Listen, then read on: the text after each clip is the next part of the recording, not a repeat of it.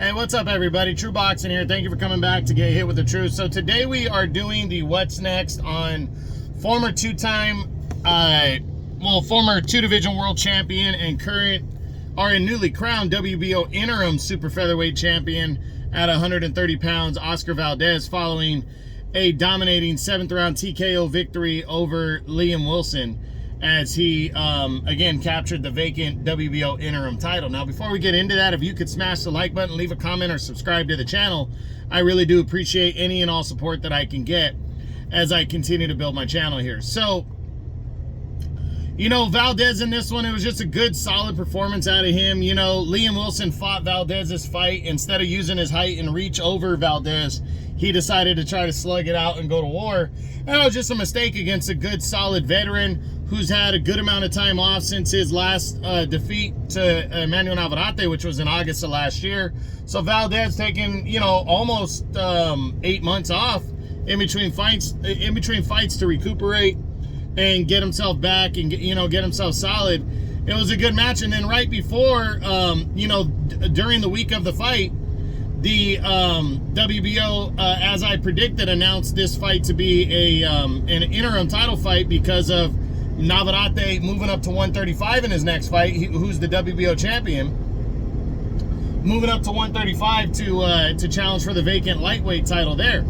So, Valdez, it was a big win, becoming interim champion. Now he's in line for the title. Now the big question is, what's next for Oscar Valdez? Well, first off, we'll start with Emmanuel Navarrete, the WBO champion. Well, if Navarrete loses to Dennis Berriencheck on May 18th, if he loses to him, I believe, unless it's a very close fight where Navarrete can get a rematch, I think Navarrete comes back down to 130 and defends his title against Valdez in a rematch, because it's, Valdez is a name, and Navarrete will have seen that maybe 135 is just too much weight for him. So he'll come back down and get a couple big fights at 130. But I think Navarrete is going to win the fight, so I don't think this fight's going to happen, but that doesn't mean that it can't happen, the rematch with Navarrete. I think Valdez would like it. I don't think Navarrete would be opposed to it.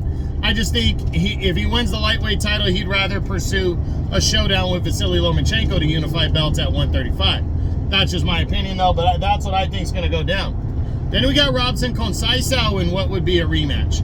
Both with Top Rank. Conceição is actually fighting this Saturday, staying busy following a really good performance against Navarrete for the WBO belt.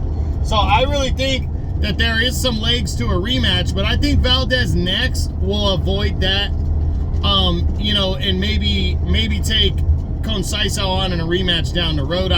Right now, I don't think that even Bob Arum's going to push for that. They're going to push for something bigger, possibly unification. Speaking of unification, next up is undefeated IBF champion Joe Cordina. I don't see this one. Cordina seems to have himself locked up. He's fighting May 18th, defending his belt. If he's victorious there, he's supposed to be fighting Eduardo Nunez. But we don't know if that fight's going to take place for sure. That hasn't been officially announced. Cordina actually has said that if he doesn't get to unify belts next, then he's going to vacate his title to avoid Nunez. So I just think that leaves the door even more closed on this fight. Plus, it's Matchroom working with Top Rank and ESPN, and I just don't see that one. Then there's WBC champion O'Shaquie Foster. I really think this fight has a good chance of happening.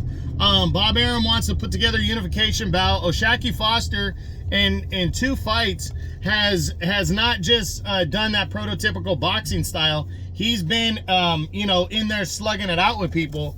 And I think now that he got his mandatory out of the way and Rocky Hernandez, he made a recent optional defense against Abraham Supernova in a good close fight.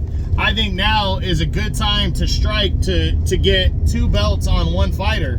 And I really think this fight's got some serious legs to it right here. And by doing this, both sides can avoid a mandatory fight because it's a unification bout. Usually, governing bodies will allow unification bouts to take place before mandatory bouts. So that's just, I think this one's got a good chance.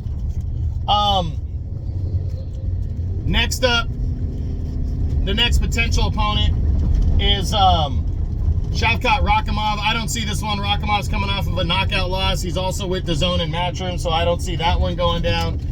Then there's Then there's WBA champion Lamont Roach Jr. He still hasn't announced where he's which promotion he's gonna be with next or what he's gonna do. But I don't think it's gonna happen because Roach supposedly has 2 mandatories due next, and I just don't think that fight's as attractive as some other options, especially in-house for Valdez. Then you got former WBA champion Hector Luis Garcia. He's coming off back-to-back losses, and he is also a PBC guy, so I really don't think this one has any legs to it. Then there's Mark Magsayo, former featherweight champ. I'd love to see the fight. I think it'd be all action, but Magsayo has ties with the PBC. I don't see him and Valdez getting together next. Then there's Edward Vasquez. Not seeing this one. It would be a good-ass fight, though. I think they would go back and forth, but I think Vasquez has ties to the Zone. And I think Bob Arum would prefer a bigger fight and keeping it in-house with Top Rank. Then just some other guys out of the top 10, like Rocky Hernandez, Eduardo Nunez. I mean, those would all be good bouts, but Hernandez, is a Golden Boy guy, so they'd have to work together with them, and I don't see that. Then Jordan Gill, Lee Wood, all Matchroom guys, tough to make those. Mohammed Yakubov, I think is his name. He's the top contender in the WBC right now, so I think he's lining up for that belt. And then you got Albert Bell is the other guy that I think has a real chance to land the fight. He's an undefeated fighter. He's the WBO's #1 ranked contender, and he's been the #1 ranked contender for some time. And I know the WBO granted Valdez and Wilson to fight, but they were numbers 2 and 4. So that means they probably made a deal with Albert Bell that he would get the first crack at the champion. So at the end of it, what do I really think Valdez is going to do next? I do believe it's going to be a unification with O'Shaquie Foster. But if he gets put to the fire, it might be he might end up defending the title against Albert Bell. But that's under the notion that Navarrete is going to win at lightweight and become the lightweight champion. If Navarrete does not win, then Valdez is the #1 ranked contender, and a rematch with Navarrete is likely. So for me, I really think a unification, once he's upgraded to champion, a unification with O'Shaquie Foster would be first, or a mandatory title defense against Albert Bell would be second, and then if Navarrete loses, then a mandatory title shot and rematch with Emmanuel Navarrete is what's coming up next for Oscar Valdez.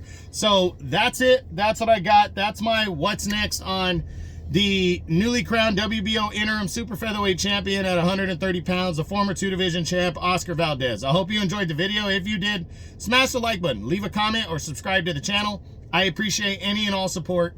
This is True Boxing. You've been hit with the truth.